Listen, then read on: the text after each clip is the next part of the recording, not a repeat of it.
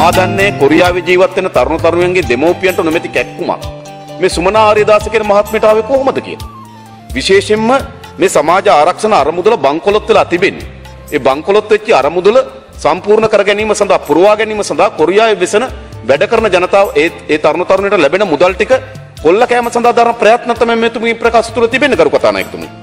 කොරියානු රටේ ලංකාවේ පුරවැසියන් රැකියාවක් කරන විට අදාළ ශ්‍රමිකයන් රැකියාව අවසන් කර ලංකාවට එන විට ඔවුන්ගේ මාසික වැටුපින් අඩු කරගස්සා සේවා යෝජකයා විසින් ගෙවන ලද කොටස් වල එකතුව ශ්‍රමිකයන්ගේ මුදලට අතට ලැබෙන එක ඔවුන්ගේ අයිතිය.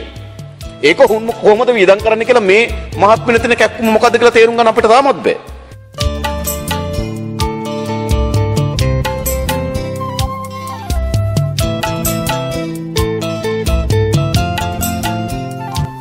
විදේශ ශ්‍රමිකයන් පටවලා අපේ රටක් දුවන. මේම රටක් දුවන්න ඕන.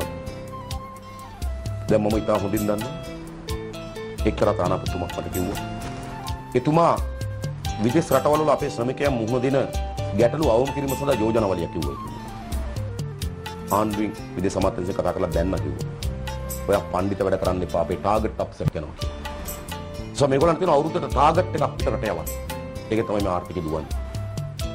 ඒ අය මේ ගෘහ සේවක වැඩේ කරලා මේ ඉතාමත් යුරෝපේ පවා ඉතාමත් පහත් ඔබ දන්න ඔබ ගිහිල්ලා ඉතාමත් පහත් රැකියාවලදී බේසිකලි සෝදරේක බයිසිකල් සුදු මහතුරු බලාගෙන එක බයිසිකල් සුදු නෝන්ලා බලාගෙන එක හොදලා නාවලා පියුරු දාලා එක මේක තමයි අපි ඒක රැකියා. මේ එහෙම තමයි මේ ඩොලර් බිලියන 6ක් කියවන්නේ. ඒ ඩොලර් බිලියන 6ට මොකද කරන්නේ? ලැම්බෝගිනි කාර් ගේනවා. මං කිව්වේ නෑ සරකමත් කිව්වා මම අපෝ කියන්නේ. නේද? ලැම්බෝගිනි කාර් ගේනවා. මේ ඕස්ට්‍රේලියාවෙන් නලගණන් ගෙනල්ලා නටවනවා. එක එක වර්ගයේ ගායකයෝ ගේනවා. මොකද මේ වෙලා තින්නේ කන්නේ? අඩුම තරමේ මේ ඩොලර් වල තියෙන සුවඳ මොකද්ද කියලා දැනෙන්න ඕනේ. මේ තියෙන අපේ රටේ මිනිස්සුගේ ජීවන සුවඳ. ඒවත් එක තමයි මේ පිස්සුනට. එනිසා අපේ රට අද විදේශ ශ්‍රමිකයන් විශාල කල්පනා කරන විශාල අසීරුතාවකට පත් වෙනවා. ඔවුන්ට අද රැකවරණයක් නැහැ, ආරක්ෂාවක් නැහැ. නියමිත වැටුප්තලවල නැහැ. විශාල ගැටලු ගණනාවක මුහුණ දීලා තිබෙනවා. හැබැයි ලේබල් එකක් නම් තියෙනවා රට විරෝධී. රට විරෝධී නෙවෙයි. ඔවුන් නැවිලා මේ ආණ්ඩුවල පැවැත්මට අද පිට රට යවන අපේ රටේ මිනිස් ප්‍රජා අපිට මේක වෙනස් කරන්න.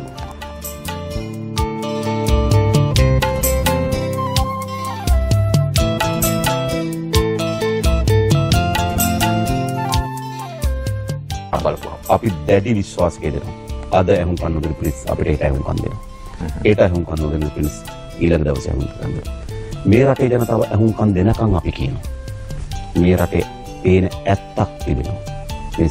මේ අපි විසින් කරන කෝඩනගන ලද ව්‍යංගයක් නෙවෙයි. මේ රටේ මහජනයා ඉදිරිපිට තමන්ගේ ඇස් ඉදිරිපිට තියෙන ඇත්තක් තියෙනවා. ඒ ඇත්ත අපි කියමින් ඉන්නේ. අපි විශ්වාස කරනවා ඒ ඇත්ත මේ රටේ ජනතාව පිළිගන්නවා.